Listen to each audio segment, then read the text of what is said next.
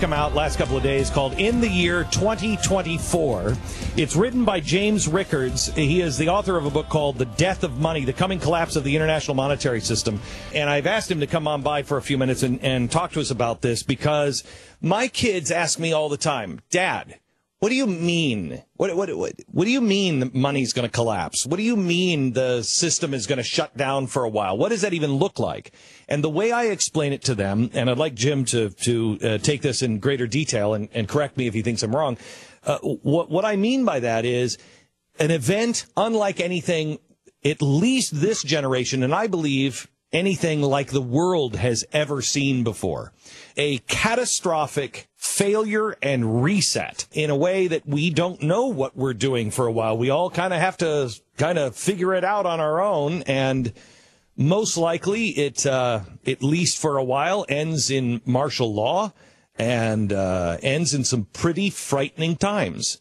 The Great Depression would look like a picnic, quite honestly, and James is here to comment on that. Do you agree with that? I agree, Glenn. I think we can see it coming.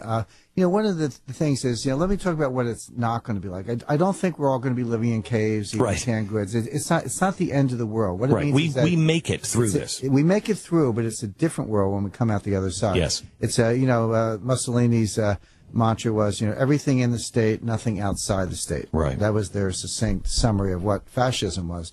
Well, you get to a world where the government controls all the money. Everything's, first of all, is digital, right? So we all think we have money, but how much cash do you actually have in your pocket? A couple bucks maybe? Right. You get a direct deposit of your pay. You pay with credit cards. You pay with debit cards. You pay online. You wire money, etc. It's all digital. Well, that means it can all be controlled. That can all be taken over by the government, number one.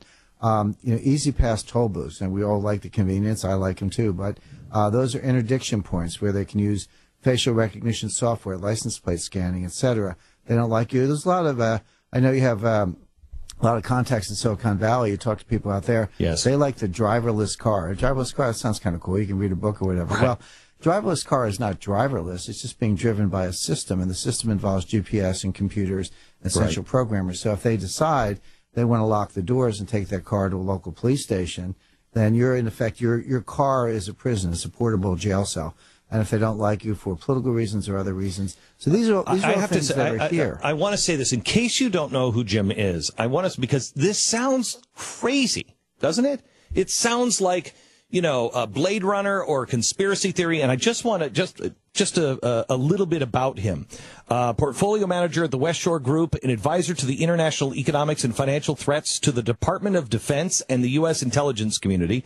So you also didn't you do the first, you were the... Financial war game, yep. Yeah, you did the first financial war game at the Pentagon. So this is not somebody who is like, I live in my mom's basement, and and you also were right there in 1998, front row seat with the Wall Street bailout of the hedge funds. I was the general counsel of long-term capital management. That was the hedge fund that collapsed in 1998.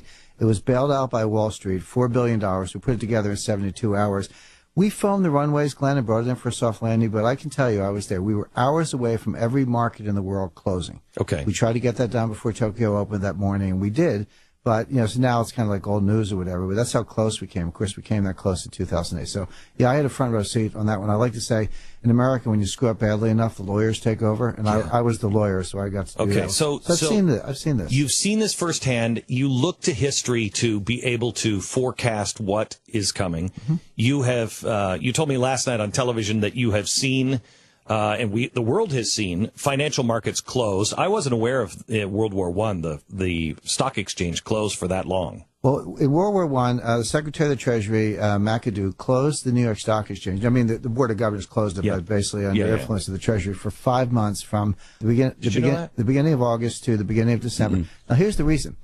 At that time, we were still on a gold standard. The U.S. was neutral. Remember, the U.S. was neutral. Yes. The other combatants wanted gold because they knew they needed to fight the war. So they started dumping U.S. stocks.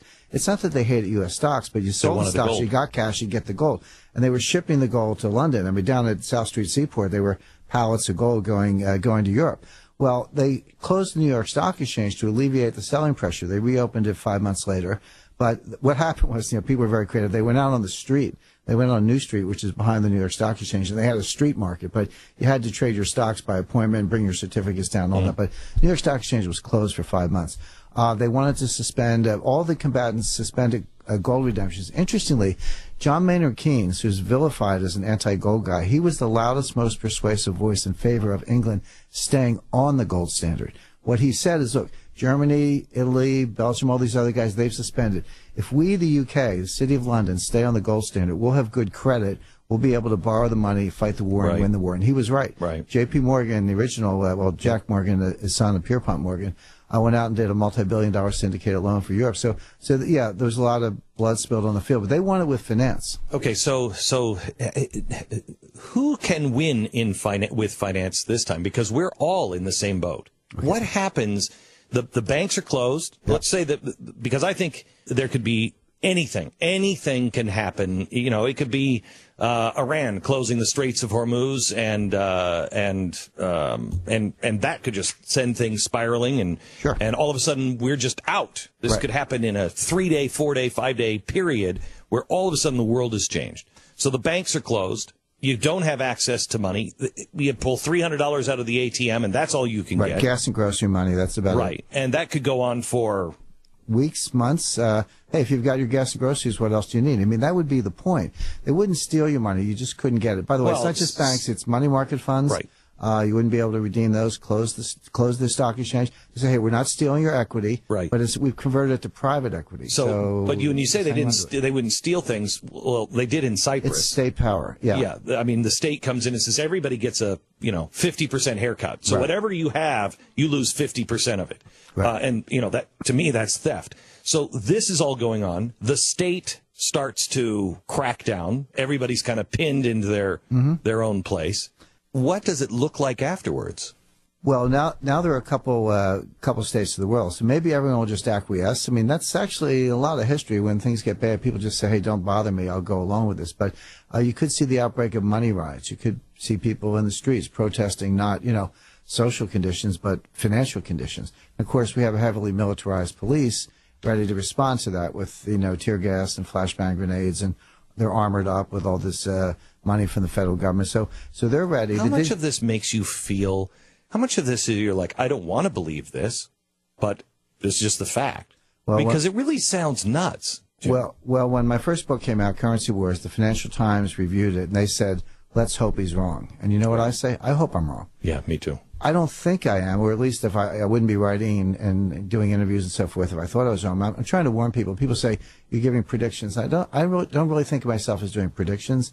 I think of myself as giving warnings. By the way, this doesn't have to happen. I don't think this is a Clockwork Orange where it's inevitable, but I think it's likely because the things that you need to do to prevent it from happening are actually, in our politically dysfunctional age, they're very unlikely to happen. Like?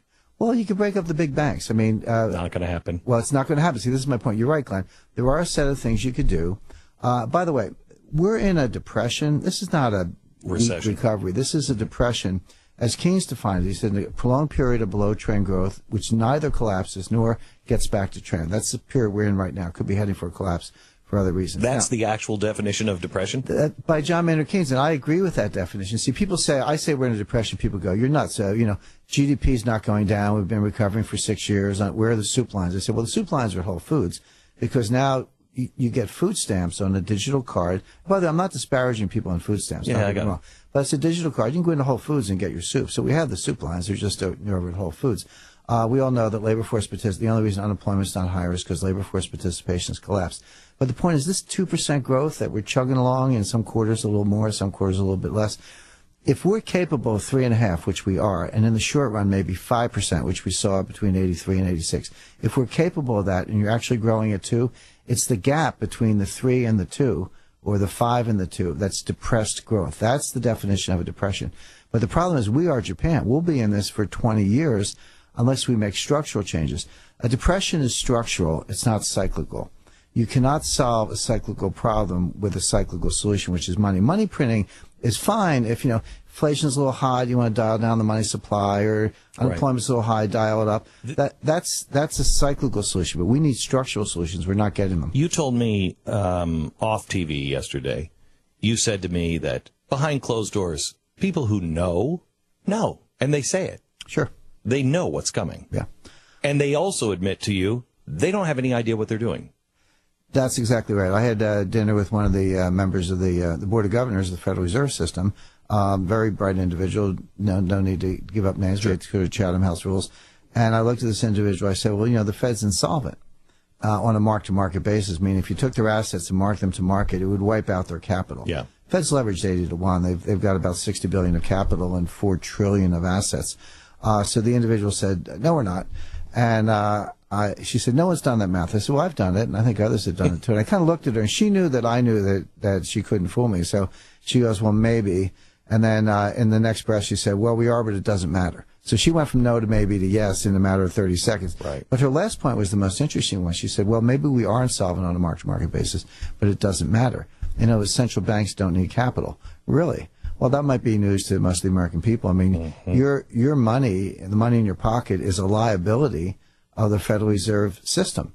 Right. It's their liability. And they're insolvent, so you have a perpetual... I look at a dollar bill, I learned in law school, read the contract. It says Federal Reserve note. A note is a liability. So what is a dollar bill really? It's a liability. It's a perpetual non-interest-bearing liability of an insolvent bank. That's what your money is.